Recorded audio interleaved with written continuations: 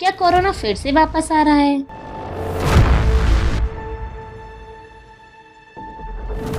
क्या आपको याद है 2019 में आया कोविड-19 जिसने कई जिंदगियां बर्बाद कर दी। किसी ने अपनी माँ, बहन, पत्नी तो किसी ने अपने बाप, पति, भाई को खोया है।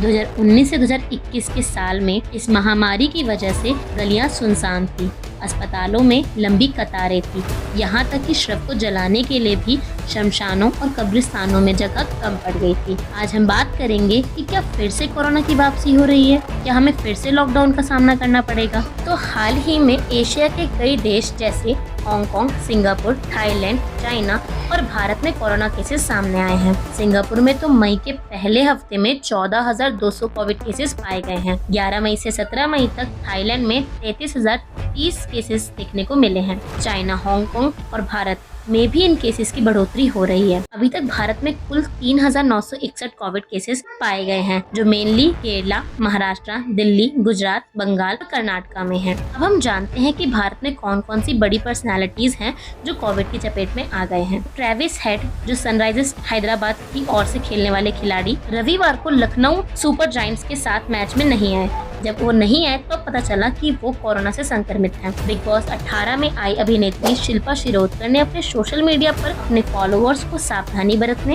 एवं कोरोना पॉजिटिव होने की खबर दी। हरभजन सिंह ने भी अपने सोशल मीडिया अकाउंट पर सावधानी बरतने का सुझाव दिया। पर अब सवाल यह उठता है कि क्या वैक्सीन लगाने के बाद भी कोई डर नहीं? तो इसका जवाब है हाँ, क्योंकि यह कोरोना का एक नया वेरिएंट JN.1 है, जिसे पिरोला भी कहा जाता है। ये वेरिएंट अगस्त 2023 में पहली बार US ने डिटेक्ट किया था। इस वेरिएंट के स्प्रेड होने की एफिशिएंसी और मोर्टेलिटी रेट दोनों ही ज्यादा है। इसके सिम्टम्स 24 से 48 घंटों के अंदर दिखाई दे जाते हैं और कभी कभी मिल्ड सिम्टम होते हैं जो देर तक पहचाने जाते हैं। इस वेरिएंट में लॉन्ग टर्म ब्रीथिंग इश्यूज भी देखने को मिला है। अगर किसी में से कोई लक्षण दिखाई देता है, जैसे बुखार, सूखी खांसी आना, थकावट होना, सर दर्द होना, शरीर दर्द होना, स्वाद न आना, उल्टी दस्त जैसी समस्याएं आती हैं, तो उन्हें अपना RT-PCR टेस्ट जो है वो कराना होगा। बल्कि अगर जिन लोगों को बूस्टर डोज लगी है उन्हें भी सावधानी बरतने की जरूरत है।